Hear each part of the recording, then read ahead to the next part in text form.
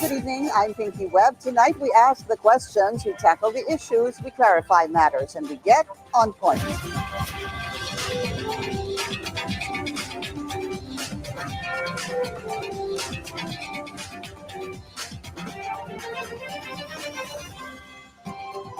Pulse Asia has released its final senatorial survey a week before the midterm elections. PDP-Laban and re-election as Senator Bong continues to move up and pull away from the other aspirants. But majority of administration bets from Alyansa Para sa Bagong Pilipinas still belong to the Magic 12. Let's get on point with Pulse Asia Research President Ronald Holmes. Professor Holmes, he's joining us via Zoom. Thank you for joining us this evening and maraming salamat po sa inyong oras.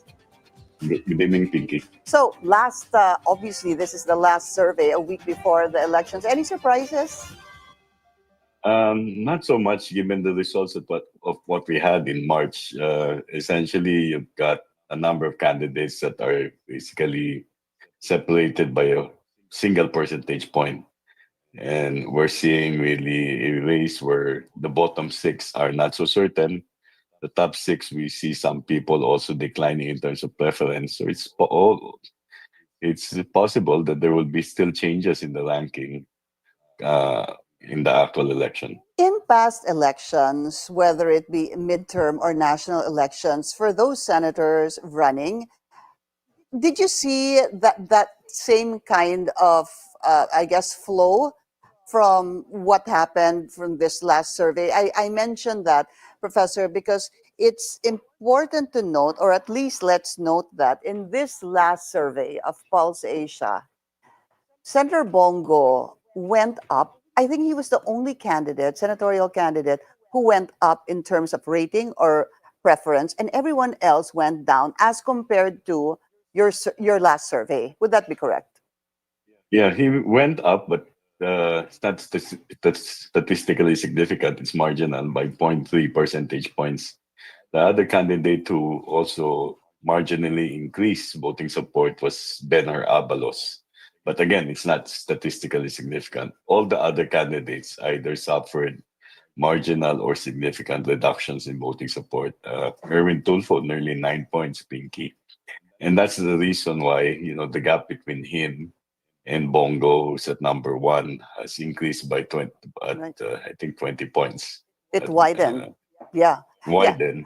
Not because Bongo increased. So we see a reduction in terms of voting support for many because we also saw a decline in terms of fill-up rates across the board, across all areas in the country. What does that mean, Professor?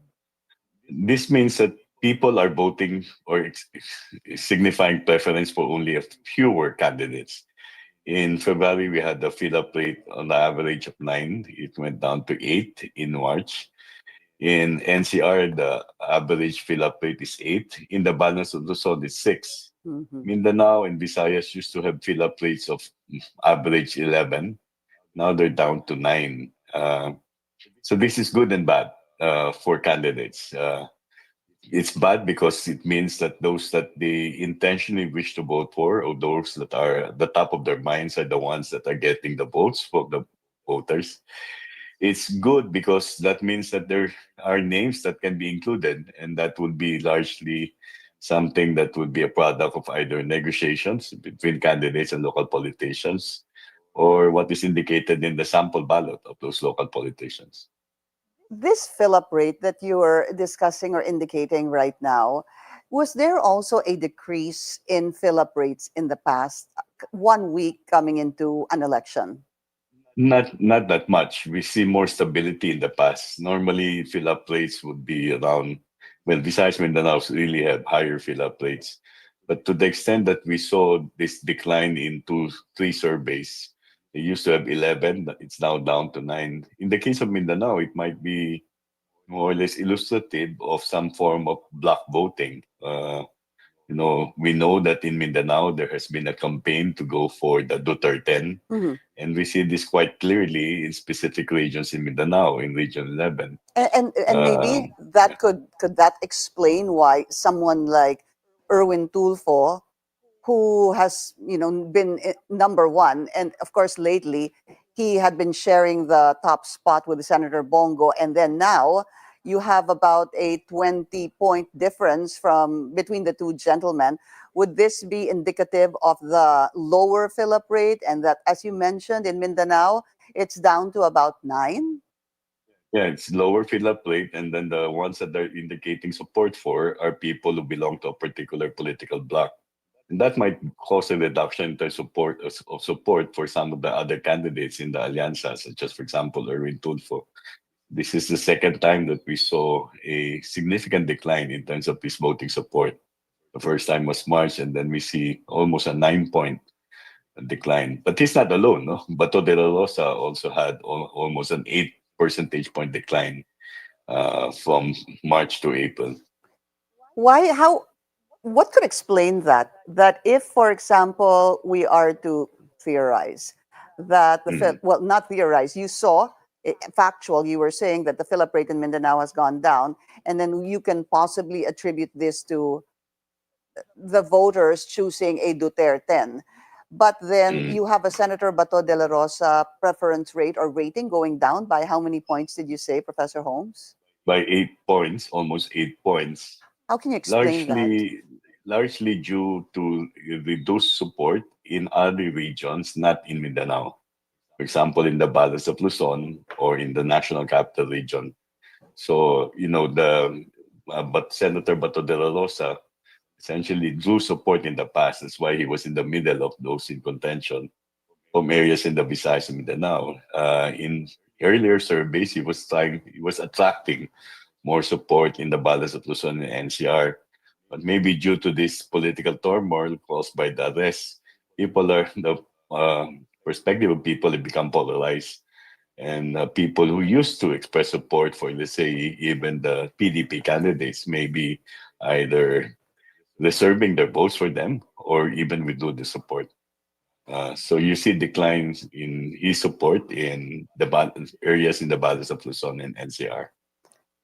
Let's go back to senatorial candidate Erwin Tulfo, as you mentioned a while ago. That's about a 9 percentage drop from 51.1 to 42.4, but that puts him ranked 2 to 4. So, together with, rather, Tito Soto, who has a 41.1, malapit lang po siya kay Erwin Mm. Tulfo, a difference of 0.3. And, as you mentioned a while ago, Bato de la Rosa at 41. So, hindi po talaga nagkakalayo si Tulfo, si Soto, at si Bato de la Rosa. Yes, these are the kakalayo. That's why if you apply the margin of error, 2 to 4 po sila. they're statistically tied. What's also notable here, Pinky, is that the drops are quite significant. No, a 7 percentage point drop.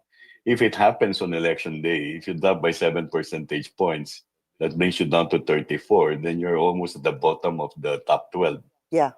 In a situation wherein, no, we look at, for example, in 2019, I think the number 12 got about 27%, and then in 2020, I know in 2019, 32%. In 2025, it was 27%. So those are the figures of those who landed number 12, 27% of the total votes for the Senate. So let's just put it that way. No, if you're at 28%, that means you'll be competing for the last slot. And there are a number of candidates who are in that position right now. I was just about to say that. At 28%, Yeah, so if we peg it at that, 28% yeah, of, let's say, 63 million registered voters, if I'm not mistaken. But at 28%, or yeah, you have Willie Revillame, you have Camille Villar, Manny Pacquiao. Tatlo po sila at 28%. Kasi after that, yeah, 25.4% na po si Bam Aquino. But again, Bamakin. paano po yun kung meron pang plus and minus 3%? Yeah, and when we say this percentage, when we compute it and project it based on the turnout, let's say in 2019 or 2022, the minimum number of votes that a candidate should get to become a senator will be around 16 million votes. To be safe, you need about 20 million votes. If you really want to land number one, it's about 27, 28 million votes. That's based on the turnout in 2019 or 2025. We don't know what the turnout will be on May 12th, but those are just projections we're using based on the actual results or actual turnout in 2019 Yeah. and 2025. with using the base of the registered voters in 2025. It would be interesting to see how this will turn out this May 12, how the voting will transpire come Monday. Let's talk about other personalities, Professor. What about Manny Pacquiao? He's at number 9 to 14, which is actually in the Pulse Asia survey. Medyo nandun po siya sa, well, number 13, ano, at least kung isa-isahin ko po sila. So, Mm. I guess my question is, bakit po ang baba ni Senator Manny Pacquiao? Well, I don't know whether he's been campaigning, Pinky, honestly. I have not seen an advertisement of former Senator Manny Pacquiao. He has not been so much in the news. I think he attends some of the Alyansa rallies, but I have not seen him in the press conference of the Alyansa candidates. So maybe it's his presence that may, or his lack of presence, absence for that matter, may have had an impact in terms of his voting support. He still is generating support in his area in Mindanao. He's one of those candidates that are not affected by the block voting for the Duterte in some regions in Mindanao. But he has to draw more support in areas that outside of Mindanao, specifically in the Visayas, for that matter. Let's look at two women. Camille Villar, she's at 9 to 14 in the survey number 12. Was this an increase from the last Pulse Asia survey? Actually, no. It's a slight decline. It's a 0.7 percentage point decline in terms of support. So rather stable in his case, and in her case, compared to the other candidates. Okay. Amy Marcos at 24.7%. Number 14 to 18. How is she faring now compared to the last survey? Also a marginal decline, Pinky. I don't know when she was endorsed and when that commercial came out. No? The commercial that had a color which is similar to what you're wearing right now. Itim, sir, itim. She's not doing well also in Mindanao. I mean, I don't know how because we did the survey after the Holy Week. So whatever endorsement she's getting from Sara Duterte is not tallied in the results right So now. it's not helping. Not yet. Whether it would take a little bit more time, but definitely the figures don't show that Aimee Marcos has gained support in Mindanao.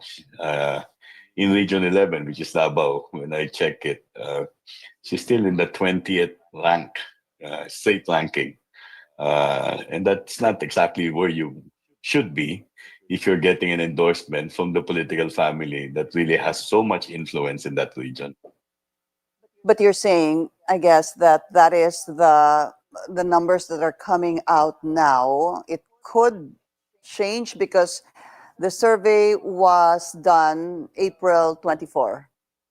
Yeah, 20 to 24. And then the other thing that we should note is that the endorsement of Sara Duterte is verbal, it's in the advertisement, but that endorsement can only be translated into votes if they actually operate a machinery that will compel and influence those who support them to really vote for the candidates that they're endorsing.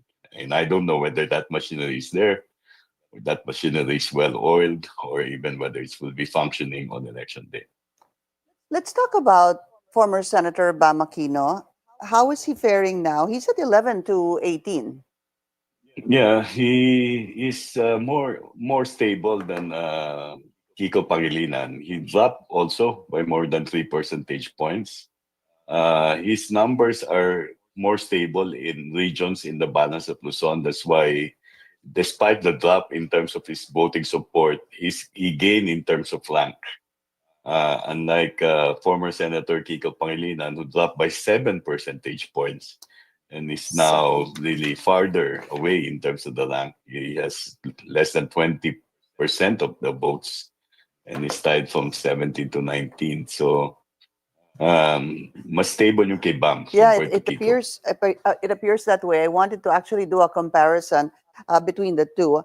Bam Aquino at 25.4 versus Kiko Pangilinan at 19.8. And if my memory serves me right, uh, Kiko Pangilinan was a senator more lately than Senator Bam Aquino. Kumbaga, senador pa Mhm. siya, wala na po si Bam Aquino that time. He must have lost at that time that Senator Kiko Pangilinan was still a current senator. I guess the point Yeah, being, uh, one would think, posibleng mas kilala si Senator Kiko rather than yeah. former Senator Bam Aquino. And the other surprising thing, it's actually a little bit mysterious, is that they're not also courting support in an area where they should actually gain more support, and that's Region 5 in Bicol. Remember that Kiko was the vice presidential running mate of Lenny Robredo. And they drew significant support in the Bicol region. But as a candidate for senator, both Hmm. Bam Aquino and Kiko Pangilinan are not in the top six in that particular region. Have Yeah. not been seen in that at least. So they're not. If we're talking about the base of the Right. liberal opposition, which is Bicol, it seems that they have lost it. And people are voting for whoever they wish to vote for in that specific region. Professor, as a last question, maybe the first six candidates, would you say that they're a little bit on solid ground? I'm talking about Bongo, Erwin Tulfo, Tito Soto, Bato de la Rosa, Bong Revilla, and Ping Lacson. A little bit more, yeah, in terms of solid ground. I would say maybe the first four rather than the first six. Okay, Uh, if ever there's a sigurado. slide, they might slide down to 12, 13. It would really depend on what the administration would do, what other candidates would do.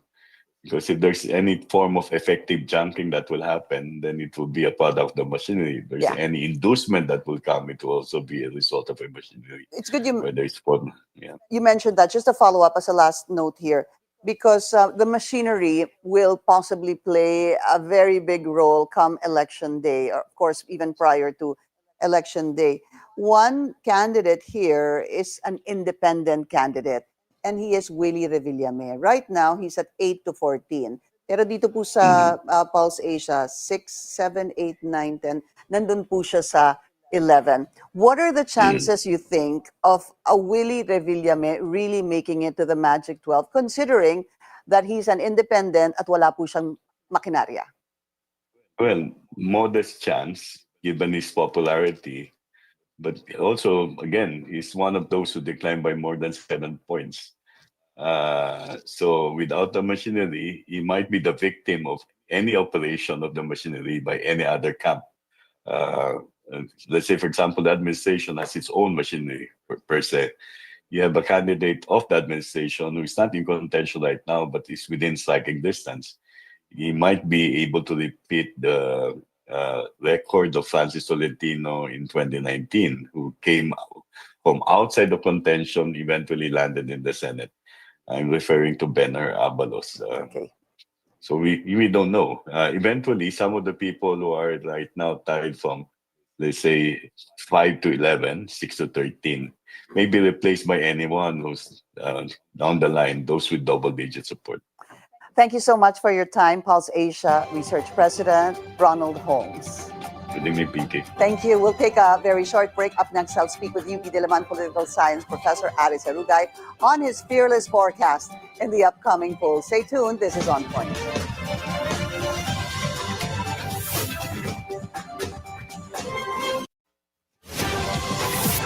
Watching On Point, we're still discussing the fearless forecast in the senatorial race. WR Numero also came out with its last survey prior to the elections this time. It's Erwin Tulfo who topped the Magic 12. Let's get on point with UP Diliman Political Science Professor Aries Arugay. Professor Aries, good evening, and thank you so much for your time. I'm going to go straight to the point right now. I want to get your fearless forecast. How many from Alyansa and how many from the Duterte 10 plus 2 and how many independents do you think will make it to the top 12?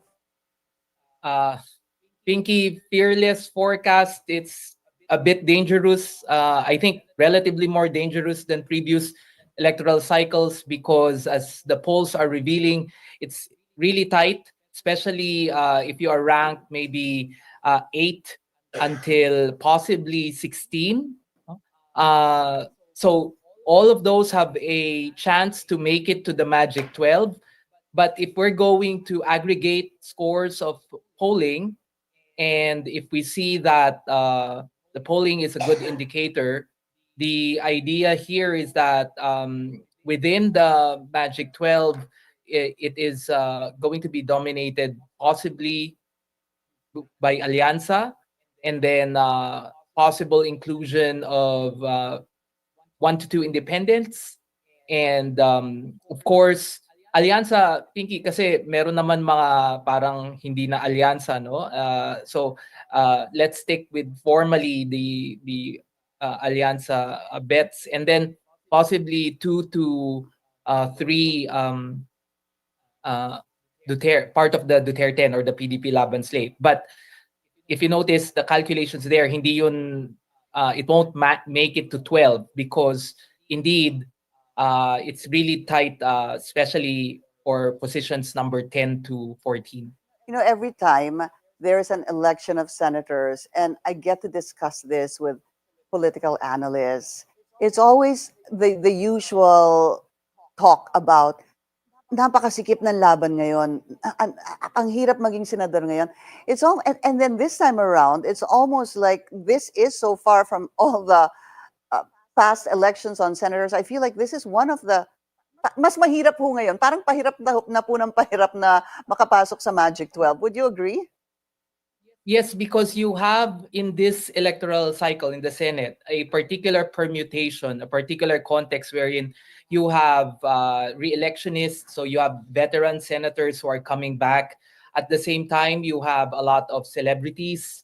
Parang tatlo lang yata yung abogadong tumatakbo, no? So you have dynasties as well, successor candidates, meaning they're gonna fill up the positions left by their relatives, their family members, yeah, and family members, and then you have similar coming from the same dynasty. So all of this is a new development relative to previous Senate elections.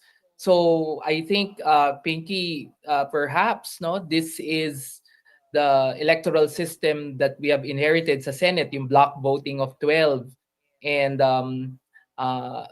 in a way, this electoral system, this manner in which we are voting the senators, I think has contributed to the reason why this race has become really competitive. I mean, for us in political science, we're thinking it has something to do with the manner in which we elect these senators. So if there might be a different way of electing them, that might have changed the permutation, but at the moment, this is the electoral system that we have, and yun na nga, padikit ng padikit, pahirap ng pahirap. Or yes, definitely, Professor, kapag meron na pong batas against political dynasty, posibleng mag-iba na po yung nakikita natin. But your top 6, could you be able to tell me right now who your, for sure, certain top 6 would be? Thinking maybe not 6. I mean, it might be less than that because if you look at the numbers, especially those that are polling maybe 40 and above in terms of numbers, I think they're assured of a slot. So, but anything I think below than that, there's still a possibility of them maybe at the bottom, and then therefore. In fact, Pinky, I was looking into yung history nung gaano ka-tight, for example, yung 12th and 13th place, and there are electoral cycles wherein it's just a matter of tens of thousands of votes. No? So, meaning 5 figures lang, no? Hindi pa nga 6 figures. So, if 5 figures, I was listening to Professor Ronnie Holmes earlier, then therefore the machinery plays a critical role. No, we might see candidates that whose basis for their electability is the market vote, meaning popularity, celebrity status, that might be overtaken by those that have the ability to um, command votes at the local level. So I think yung local linkages nitong mga senatorial candidates, especially if you're in the Yeah. bottom half, will be very critical. So it's quite difficult. Maybe if you're number 1 to 4, I think Who are your numbers 1 to 4? uh, no, not mine, but the polling, because Pinky, we can't really as UP professors, we can't really be partisan on this. But if we look at the numbers and if you look at it consistently, it seems like I'm comparing the latest Pulse and WR Numero numbers. It seems like it's the same 4, right? It's incumbent Senator Go, It is. Congressman Erwin Tulfo. Tulfo, former Senator Tito Soto, and incumbent Senator Bato de la Rosa. Right. That seems to be the most consistent. Right. And apart from that, meron ng medyo may movement na, no? Professor, let me clarify that I was not asking for your top 4 choices. Para lang po malinaw. I was asking your fearless forecast dito sa top 4. That was a good comparison. We were actually showing that on air because talagang yung top 4, even Professor Holmes was saying, halos hindi nagagalaw yan yung sure. And he was saying that after that, if you were able to hear parts of the interview, sabi niya parang he doesn't even want to say that anyone after 4 is solid. So it's 5 to, I think he said 5 to 13 or 6 to 14. Yan ang mga maglalaban-laban. I recall before that ang usapan minsan, maglalaban pa yan, yung mga 9, 10, 11, 12, 13. Ngayon, hindi na nasa number 5 na, possibly up to number 13 or 14 ranked.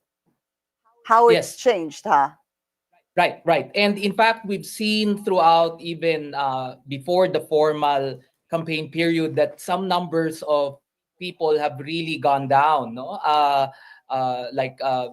it was mentioned earlier, si former Senator Pacquiao's numbers. No, in fact, Senator Amy Marcos's numbers she was in the top 6 last year. No, so in other words, this particular electoral context, there's been really shifting preferences by voters, and this has been influenced, of course, by political developments, but also the mobilization of resources of some of these candidates. Yeah. Very quickly, I have 1 minute left. Do you think, based on what the surveys we're seeing so far and the party they belong to and the kind of influence they have, just names, do you think Camille Villar will make it? It seems like her numbers have been quite consistent compared to others belonging to the same range. So her chances is I think strong, unless someone really does an operation in which may matalunan. What about Amy Marcos? It seems like she has tried everything. And I don't know what the remaining days, because it's less than a week, but it seems like the strategy is not working. And I think Villar's chances is relatively, seems like has been more consistent in her numbers, and nothing is really enabling Senator Marcos's numbers to increase at the moment. And therefore, you might think, what else can you do? I mean, you've already tried almost everything. But, Pinky, it's still the election. There's still a lot of things that could happen. The news cycle will continue until election day. So, ganito election sa Pilipinas, what can we do? Hanggang sabi nila, hanggang nasulat na talaga, hanggang pumunta sila sa presinto at nagkabilangan, doon lang natin talaga malalaman. I hope to speak to you again after the elections. Thank you so much for your time, UP Diliman Political Science Professor Aries Arugay. Thank you. Thank you, Vicky. Have a good evening. You too. That's On Point. Join us again tomorrow, 7:30 p.m. here on VNC, the Billionario News Channel. I'm Pinky Webb. Thank you for watching.